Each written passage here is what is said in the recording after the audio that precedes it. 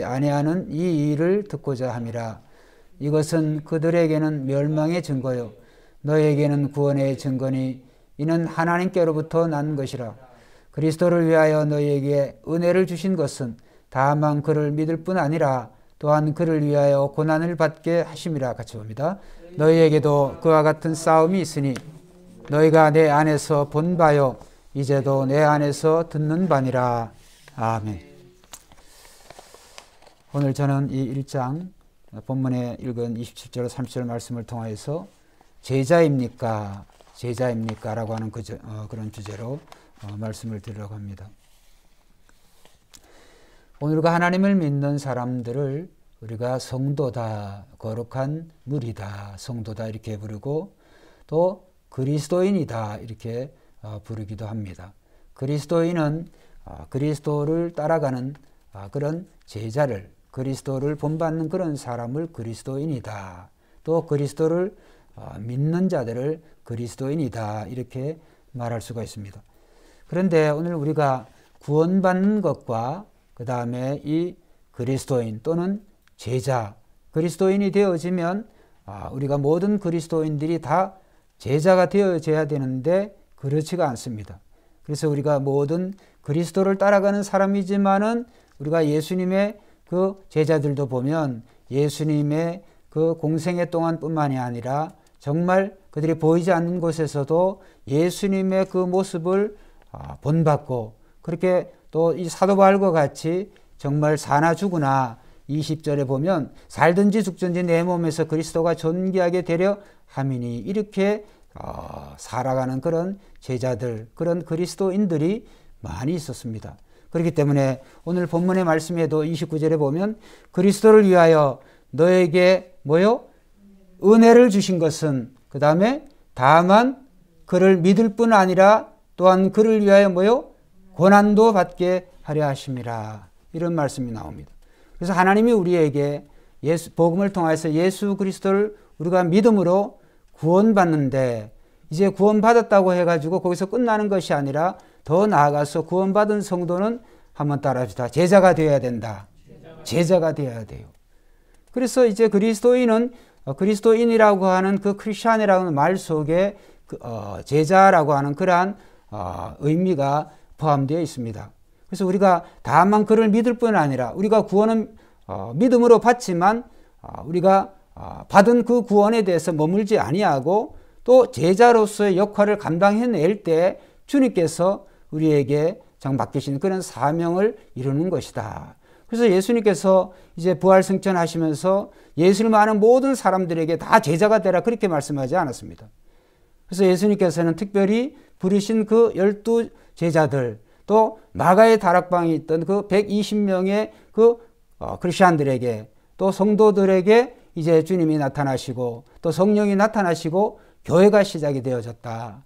그리고 특별히 예수님께서 부활승천하시면서 그 12 제자에게 특별히 그들을 사도라 부르시고 그 사도라고 하는 그 명칭은 주님의 공생을 함께한 자들이죠. 12 제자가 다 사도가 될 수가 있고 사도가 12 제자가 될 수 있어요. 그러나 또 모든 제자가 다 사도가 될 수 없는 것은 이제 특별히 이 사도는 주님이 특별히 선택하여서 주님이 특별히 선택하여서 뽑으신 자들을 사도라 부른다. 그 사도의 자격에 대해서 우리가 사도행전 1, 2장에 보면 그렇게 나와 있습니다. 자, 그래서 우리는 오늘 우리가 예수를 믿음으로 말미암아 우리가 구원의 은혜를 받게 되는데 거기서만 멈추는 것이 아니라 구원받을 뿐만이 아니라 오늘 우리는 제자가 되어야 된다. 왜 그러냐? 그건 주님의 명령이기 때문에 그래요. 그래서 예수님께서 부활승천하시기 직전에 제자들 부르시고 이제 그들에게 명령하셨죠. 그것을 우리는 신학적인 용어로 대위임 명령이다. 큰 대자. 예수님이 우리에게 위임하는 맡겨주신 그런 명령인데 그 명령이 작은 게 아니라 큰 명령이에요. 대위임 명령이다. 그 위임 명령의 내용이 뭐예요? 마태복음 28장 18절에 20절의 내용은 너희는 가서 모든 족속으로 뭐를 삼아? 제자를 삼아라고 하는 그런 말씀을 하세요. 그래서 모든 족속으로 제자를 삼아라. 그래서 우리는 오늘 본문을 통해서 그리스도인입니까? 라고 하는 말도 되지만 제자입니까? 라고 하는 그런 말을, 그런 의미로 오늘 본문을, 말씀을 통해서 우리가 몇 가지를 생각해 보려고 하는 거죠. 자, 그러면 제자라고 하는 사람은 어떤 사람이 되어야 되느냐. 그래서 제자라는 그 의미는 다른 말로 그리스도인이라고 그랬잖아요. 그리스도인은 그리스도인처럼 사는 거예요. 그리스도처럼 사는 거예요. 즉, 예수님이 우리의 주로 모시고 살아가는 그리스도인들은 그 그리스도를 본받아서 그 그리스도가 어떻게 살아가셨느냐? 하나님의 뜻대로 살아가신 줄로 믿습니다. 이 예수 그리스도께서 하나님의 뜻대로 살아갔다고 한다면 그리스도를 따르는 그리스도인들은 세상에 오신 그 예수 그리스도를 본받고 따라가야 돼요. 그래서 그것을 오늘 우리는 다른 말로 하면 한번 따라합시다. 복음에 합당하게 생활해야 된다. 그 말씀. 그러니까 그리스도인으로 산다고 하는 것은 결국에 하나님의 말씀에 합당하게 그 말씀을 우리가 듣고 보고 배운 그대로를 거기에 합당하게 살아가야 된다고 하는 거예요. 그러니까 제자입니까? 그러면 복음에 합당한 그런 생활을 하고 있습니까? 라고 하는 그런 말도 돼요. 그래서 그 말씀이 27절에 나오는 거죠. 오직 너희는 그리스도의 복음에 합당하게 생활하라. 생활하라고 하는 그 단어에 보면 2번이라고 써 있고 또 다른 성경의 관주는 시민 노릇. 그리스도의 복음에 합당하게 시민 노릇을 하라. 시민으로서 살아라. 이런 말씀이에요. 그렇기 때문에 우리가 제자입니까? 그러면 그 제자의 삶은 그리스도의 복음, 나의 복음이 아니라 그리스도의 복음에 합당하게 생활해야 하는 사람이 제자다. 그리스도의 복음. 그것을 우리가 잊지 않아야 되죠. 그래서 오늘 우리는 이 그리스도가 이 세상의 눈에 보이지 않지만 이 세상에 남겨진 그리스도의 몸이 교회예요, 교회. 교회 공동체예요. 이 빌딩이 아니라 믿는 자들의 무리를 에클레시아 교회라 그러는 거죠. 그래서 이 교회는 그리스도의 뭐라 그랬어요? 몸이라 그랬죠. 교회의 머리는 그리스도라고 그랬어요.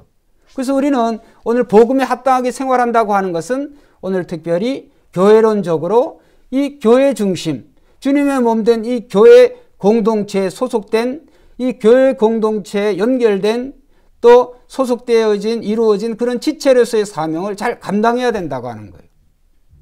그래서 제자입니까? 그러면은 그냥 혼자로서의 어떤 그러한 제자, 그 복음의 내용대로 살아가는 것도 그거는 뭐 말할 필요도 없지만 중요한 것은 우리가 그리스도인이라고 하는 것은 또 제자라고 하는 것은 그 제자들이 모여서 하나의 그리스도의 몸을 이룬다. 그래서 우리는 공동체적인 그런 정신을 우리는 잊지 않아야 돼요.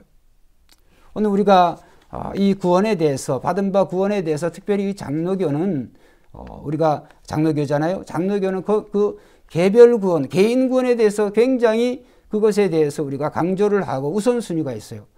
그렇죠. 오늘 구원은 개인적인 것이죠. 그런데 중요한 것은 이 개인으로 받은 그 구원이 나 혼자의 구원에 머물지 아니하고 이 구원이 반드시 공동체 안에서 실현이 되어져야 된다. 그래서 너희가 받은 그 구원을 두렵고 떨림으로 그 구원을 이루어라 라고 하는 그런 말씀이 있어요. 그래서 우리는 오늘 우리가 복음을 믿고 그 복음에 따라서 우리가 하나님의 자녀가 되어서 구원받았지만은 그러나 우리가 이루어야 될 구원이 있어요. 개인으로서의 어떤 성도의 그러한 합당한 생활을 해야 되는 것도 중요하지만 공동체, 몸된 공동체를 통하여서 오늘은 거기에 공동체 속에 우리가 일원으로서 또 그 공동체는 그리스도의 몸이기 때문에 몸의 지체로서의 역할을 잘 감당해라 라고 하는 그런 말씀이 되어져요. 그래서 오늘 이 사도 바울도 이제 1장 전장에 보면 사도 바울이 이 빌립보 교회를 굉장히 생각하고 또 그들을 사랑하고 그들을 생각할 때 기쁨이 넘쳐요. 자기 자신의 지금 현재의 위치는 로마의 차디찬 감옥에 갇혀져 있고 또는 이 빌립보 감옥에 갇혀져 있지만 늘 사도 바울은 빌립보에 있으면 빌립보 교회들을 향한 그 불타는 사랑 또 그들과 주고받는 그런 교제를 통한 그러한 어떤 기쁨, 감사, 하나님께 영광. 여러분 예수의 몸에 있으면서 그건 뭐가 그렇게 기쁘겠어요? 그런데 왜 그러냐 하면 그 복음의 열매로 지역 교회들의 그 교회가 복음에 합당하게 생활한다고 하는 그런 말을 소식이 들려지면 사도 바울은 정말 기쁜 거죠. 그래서 우리는 제자입니까? 그러면은 그 제자는 복음에 합당하게 생활하는 자가 되어야 된다라고 하는 것을 오늘 말씀을 하고 있습니다. 그 다음에 우리가 복음에 합당하게 생활하고 있으면 오늘 우리를 대적하는, 특별히 이 사탄, 이 흑암의 세력을 통하여서 이 교회를 허물고자 하는 거에 대해서 우리가 지켜낼 수가 있어요. 혼자 이 악한 자들을 이 대적한다고 하는 것이 굉장히 어렵습니다. 여러분, 우리가 혼자 담당하는 것보다 온 가족이, 그 개인이 소속되어 있는 그 개인의 뿌리가 되는 그 가족이 그 개인을 그 자녀든 부모든 보호를 하잖아요. 그럴 때 힘이 나오는 거죠. 교회 공동체도 마찬가지예요. 그래서 주님의 몸된 교회라고 한다면 교회 공동체 한 사람 한 사람이 교회 공동체를 보호해야 되고 지켜야 되는 거예요. 어떻게? 한번 따라합시다. 복음에 합당하게 생활함으로, 자기 자신이 복음에 합당하게 생활함으로 한 사람 한 사람이 이 그리스도의 공동체인 이 교회의 공동체가 견고하게 서는 거예요. 근데 진짜 한 사람 한 사람이 아무렇게나 생활하면서 나는 그렇지만은 목사님은 그렇게 이렇게 합당하게 생활해야죠. 장로님은 그래야죠. 집사님은 이렇게 하시면 안 돼요. 그래서 나 하나쯤이야 라고 하는 것은 교회 공동체에 어울리지를 않습니다. 왜냐하면 그것은 모두가 연결해서 모두가 연합하여서 그리스도의 몸을 이루기 때문에. 그래서 지난 시간에 말씀드린 것 같이 그런 말씀이 있잖아요. 한 마음과 한 뜻으로 우리가 하나가 되어야 된다. 그런 말씀을 드렸죠. 27절 말씀해 보면 복음에 합당하게 생활하라. 이는 내가 너희에게 가보나 떠나 있으나 너희가 한 마음으로서 서로 한 뜻으로 그리스도의 이 복음의 신앙을 위하여 협력하는 것과, 한 마음은 나의 마음과 너의 마음이 다른데 그것을 어떤 중간적인 그런 의미가 아니에요. 한 마음 한 뜻이라고 하는 것은 오직 그리스도의 마음을 말합니다. 그래서 우리는 너희 안에 이 마음을 품으라고 그리스도 예수의 마음이 그랬어요. 그래서 우리가 예수 그리스도를 우리가 중심으로 하고 그리스도를 중심으로 해서 우리가 모일 때 그 공동체는 힘이 있는 거예요. 그렇잖아요? 각자 생각에 각자 소견에 옳은 대로 행하였더라. 그게 사사시대의 특징이에요. 근데 각자 소견에 옳은 대로 행하였더라. 그 앞에 무슨 말이냐 하면 한번 따라해보세요. 그때 왕이 없었으므로. 그런 말이 나와요. 그때 왕이 없었으므로 각자의 소견에 옳은 대로 행하였더라. 이게 사사기 읽어보면 굉장히 이 단어가 그 장 처음에 많이 나와요.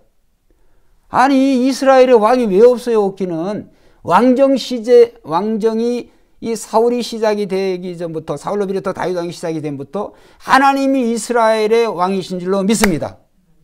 그때 신정정체예요. 하나님이 친히 이스라엘 백성들을 살피고 다스리고 계시는데 이스라엘 민족은 생각한 거예요.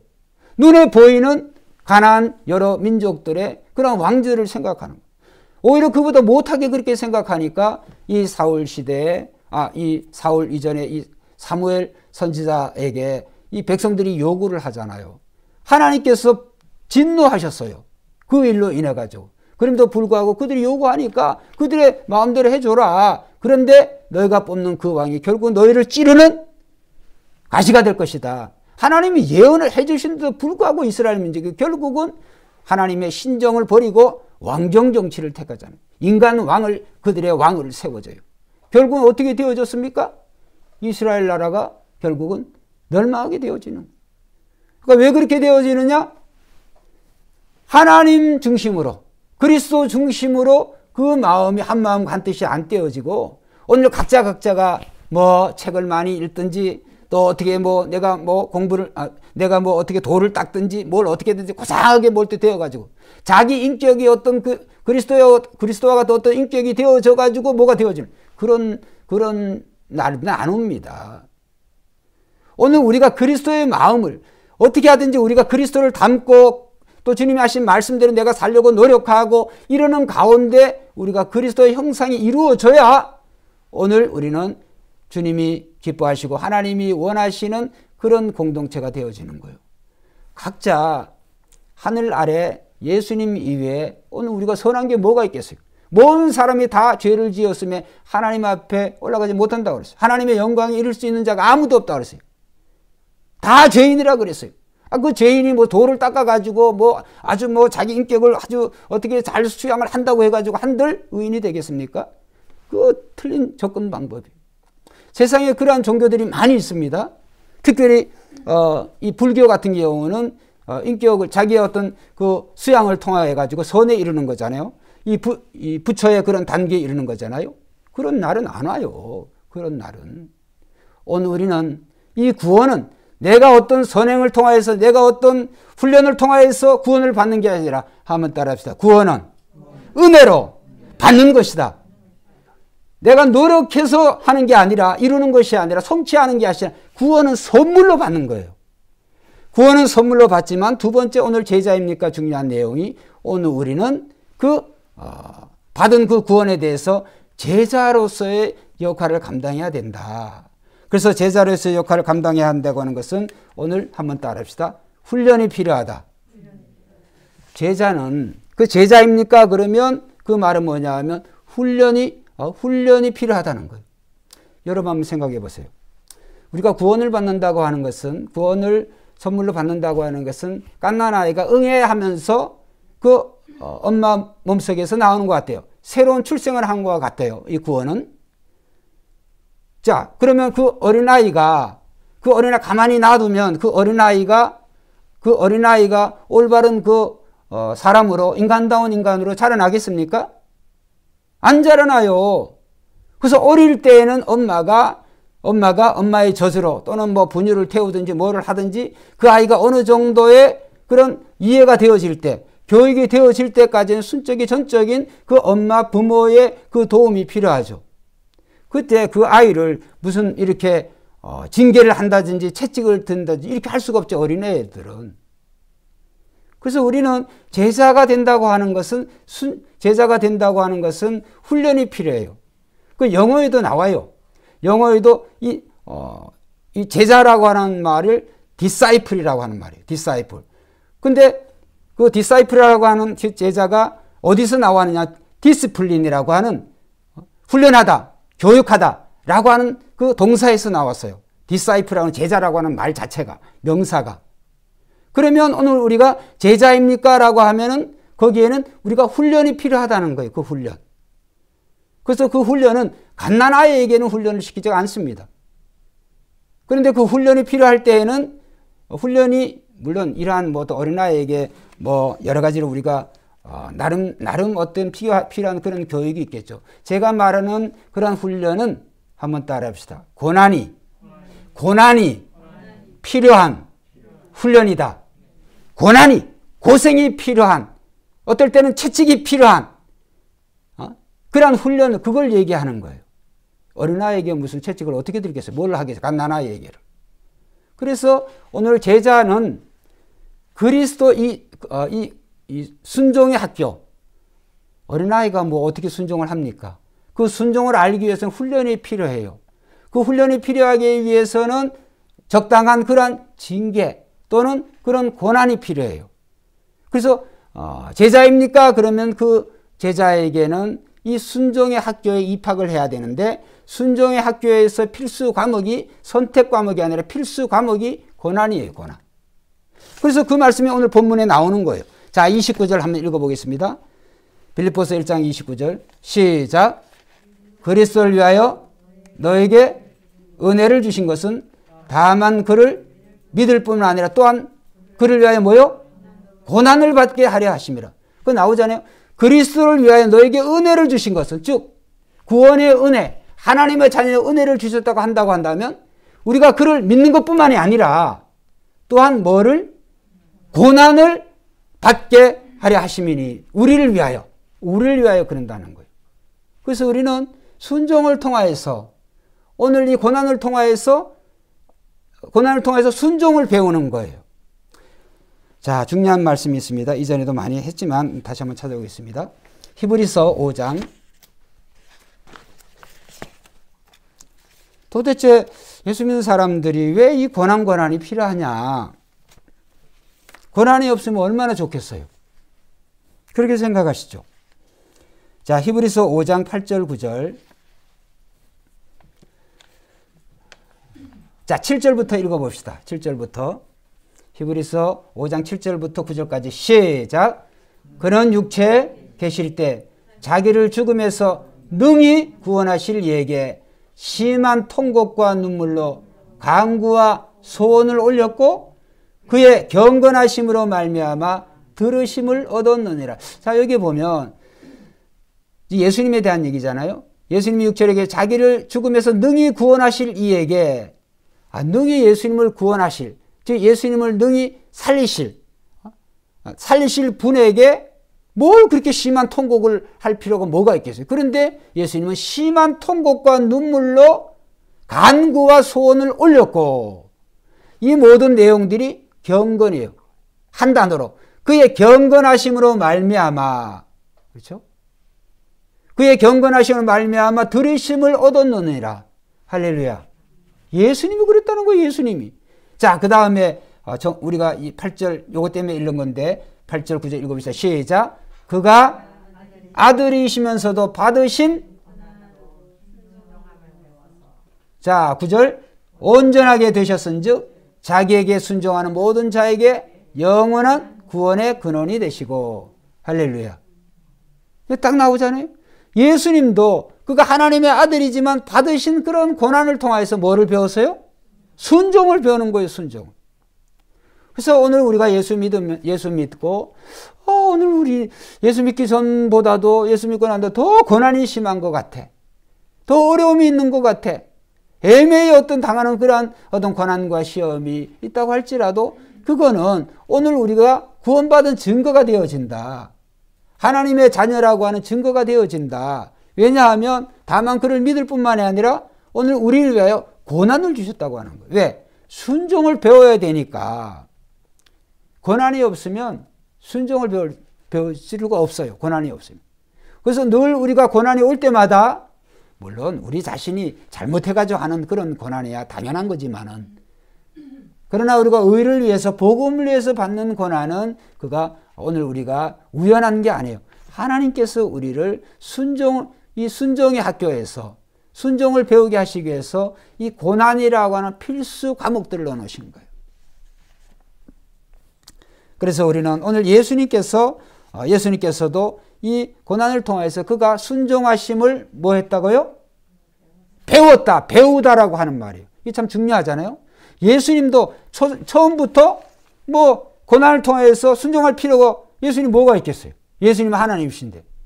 근데 예수님도 인간으로 오셔서 어린아이로 태어나셔서 그가 장성한 자 33세 장년의 성년에 이르기까지, 특별히 십자가를 지실 때까지 이 예수님이 고난을 통하여서 십자가를 질 수 있는 그런 데까지 그가 순종함을 배우신 줄로 믿습니다.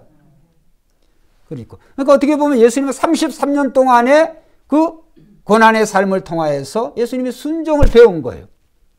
그래서 그가 때가 되어졌을 때 예수님이 십자가를 질 수 있게 되어졌던 거죠. 그래서 우리는 제자입니까? 그러면 그 제자는 훈련이 필요한데, 어떤 훈련이냐? 고난을 통한 그런 순종을 배우는 훈련이 필요하다. 그래서 그 말씀을 우리는 제자라고 한다면, 우리가 그리스도인이라고 한다면 우리가 구원을 받을 뿐만이 아니라 더 나아가서 제자로서 이 순종의 학교에 우리는 입학해야 되고, 그 다음 입학한 사람들은 오늘 그리스도에 이르기까지 주님처럼 우리도 그런 이 고난을 통하여서 정말 우리의 구원이 온전하게 되어야 될 줄로 믿습니다. 자, 히브리서 찾았으니까 12장 한번 보겠습니다. 히브리서 12장 6절에서부터 8절. 히브리서 12장 6절에서 8절. 자, 같이 읽어봅니다. 12장 6절에 8절. 시작. 주께서 그 사랑하시는 자를 뭐요? 징계하시고 그가 받아들이시는 아들마다 뭐요? 채찍질하심이라 하였으니 너희가 참음은 징계를 받기 위함이라.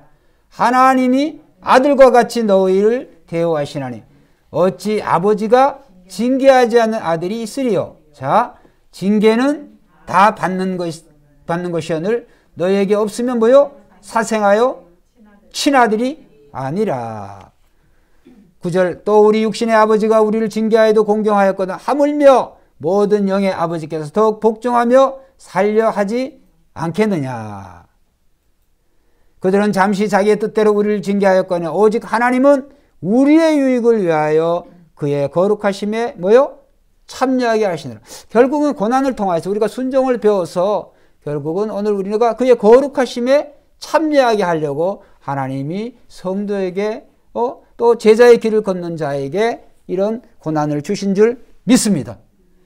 그러니까 오늘 우리가 거룩함에 참여한다고 하는 것은 그게 그렇게 쉬운 말씀이 아니에요. 아까 말씀 보았잖아요. 예수님께서 그 육체로 계실 때 심한 통곡과 간구와 눈물로 그래서 그의 경건하심을 하나님께서 인정하시고 들으심으로 말미암아 하나님이 그를 온전케 하셨다. 그래서 우리는 오늘 우리가 이 세상에 살아가는 동안에 우리가 성도로서 이 그리스도인으로서 뿐만이 아니라 우리는 제자로서 여러 가지 그런 시험 중에서도 우리는 고난을 배워야 된다. 그래서 고난을 통하여서 오늘 우리는 성숙한 그리스도인으로 성숙한 제자로 되는 줄로 믿습니다. 마지막으로 오늘 우리는 그러면 이 고난 중에서 이 고난의 출발점은 어딜까? 그거는 한번 따라합시다. 자기 부인이다. 자기 부인. 우리가 고난하지만 그 고난의 시작, 그 고난의 출발점은 뭐냐 하면 오늘 자기를 부인하는 거예요. 그래서 예수님께서 누구든지 나를 따라오려거든, 즉 누구든지 나의 제자가 되려고 하려거든 자기를 뭐하고? 부인하고 그 다음에 자기 십자가를 지고, 십자가는 고난이잖아요. 자기 십자가를 지고 나를 따를 것이니라. 자기를 부인하는 거, 그게 고난의 시작이고 출발점이에요. 여러분 제자가 되려고 그런다고 한다면, 제자가 되려고 한다고 한다면 제자들은 자기 뜻을 버려야 돼요. 자기 뜻과 생각을 버려야 그 선생, 그 주인의 뜻을 우리가 주인의 그 교육이 되어지는 거죠. 자기 생각, 자기 방식을 버리지 않는데 어떻게 그 훈련이 제대로 되어지게 되겠습니까? 그래서 고난의 시작은 자기 자신을 부인하는 거예요. 그래서 우리가 우리 자신을 부인한다고 하는 것은 어떻게 보면 고난의 시작이다. 그게 쉬운 것 같지만 쉽지가 않습니다. 평생 살아왔던 우리의 삶의 태도를 하나님의 말씀대로, 이 복음의 내용대로, 복음이 가르치는 대로 순종한다고 하는 것이 쉽지가 않아요.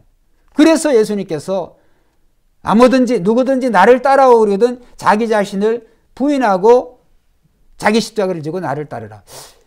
희한하게도 이 말씀이 마태, 마가, 누가, 공간복음에 공이 다 기록이 되어 있어요. 이 말씀이 중요하기 때문에. 그래서 우리는 정말 이 그리스도인으로서 우리는 제자가 되려고 하는 사람들은 이 순종의 학교가 반드시 필요하다. 특별히 순종의 학교 수업 중에서 가장 필수 과목이 고난이다. 고난. 그래서 고난을 우리는 두려워하지 않아야 될 줄로 믿습니다. 그리고 사도 바울은, 그래서 사도 바울도 정말 자기 자신을 죽이고 부인하기 위해서 사도 바울은 고린도서 10장 30절 31절에 보면 나는 날마다 죽노라. 자기가 날마다 죽는다. 그 무슨 의미일까요?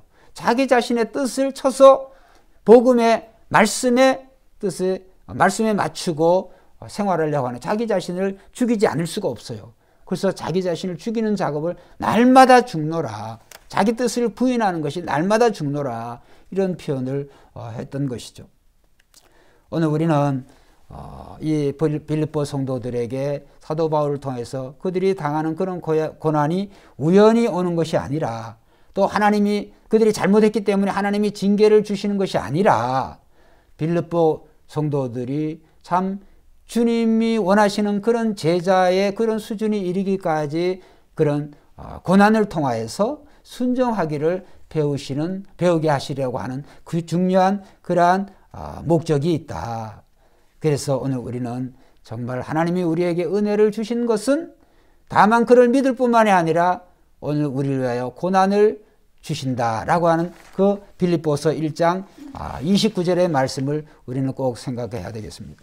자, 마지막 29절을 우리 다시 한번 읽어보겠습니다. 시작. 그리스도를 위하여. 자, 빌립보서 1장 29절 다시 옵니다. 29절 시작. 안 치셨어요? 신약성 318페이지에 있습니다. 1장 29절. 자, 그리스도를 위하여 시작. 그리스도를 위하여 너에게 은혜를 주신 것은 다만 그를 믿을 뿐만이 아니라 또한 그를 위하여 고난을 받게 하심이라. 하심이라라고 하는 단어 속에 그 단어는 그 동사인데 그렇게 한다라고 하는 것에는 사랑과 은혜가 포함되어 있다 그래요. 그러니까 하나님이 이렇게 하시는 모든 의도 속에는 하나님이 우리에게 하시는 그런 모든 훈련의 그 배경에는 밑받침에는 하나님의 사랑이 있어요. 할렐루야. 하나님의 은혜 때문에 그래요. 하나님이 저와 여러분들을 사랑하시고 은혜 때문에 하나님이 우리를 이렇게 고난을 통하여서 하나님 우리를 훈련을 시키시는 거예요. 우리가 잘못해서 그러는 게 아니에요. 그래서 우리는 오늘 우리가 크리스찬이라고 하는 말이 뭐예요? 그리스도인이라고 하는 말이 주님을 따라가는 사람 아니에요. 자신을 부인하고 자기 십자가를 지고 가는 사람 아니에요. 그러면 오늘 우리는 우리의 주인 되신 우리 주님이 우리의 삶을 책임져 주실 줄로 믿습니다. 책임져 주세요. 책임져 주세요. 근데 우리는 그것에 대해서 물론 다 이해를 하지만은 날마다 때때로 고난이 올 때 정말 다른 우리 성도들은 다른 교인들은 이렇게 괜찮은 것 같은데 왜 나만 이렇게 고난이 있나? 고난의 끝이 어디냐? 라고 때로는 그런 생각이 들 때도 있어요. 그런데 그럴 때마다 모든 고난이 각자 다 다른 거예요. 다른 것은 하나님께서 한 사람 한 사람 다루시는 방법이 다 달라요. 그래서 하나님이 우리 개인을 다루시는 그 하나님의 특별한 목적이 있음을 알고 우리는 그것을 생각하고 우리가 원망하고 불평하지 말고 한번 따라합시다. 때가 되면 반드시 이루어진다. 그냥 어떤 건 안 돼. 정말 안 되는데 때가 되면 하나님께서 반드시 이루어 주세요. 이건 경험한 분들은 꼭 알아요. 그래서 그 고난에 축복이 있다. 그 사도 바울이 30절에 너에게도 그와 같은 싸움이 있으니 너희가 내 안에서 본 바요. 이제도 내 안에서 너희가 듣는 바니라. 이런 싸움이 뭐예요? 이런 고난을 통한 그 순종을 배우는 이 싸움. 빌립보 교인 너희가 나한테서 지금 보지 않았냐, 듣지 않았냐. 또 내가 듣고 있는 것은 너희 안에도 그런 선한 싸움을 하고 있구나 라고 하는 그런 말이에요. 오늘 이 설교를 하는 김광 목사에게 그런 고난이 없겠습니까? 오늘 새벽교회 모든 성도들, 지체들이 같은 그러한 고난의 종류와 내용은 다르지만 하나님이 우리 한 사람 한 사람을 주님의 지체로 다루시는 귀한 은혜의 방편인 줄을 알고 오늘은 불평하지 말고 때가 되면 하나님이 이루어 주시니까 여러분 꼭 순종하시고 감사하시고 또 하나님께 영광 돌리는 저와 되시길 주의 이름으로 축원드립니다. 기도드리겠습니다.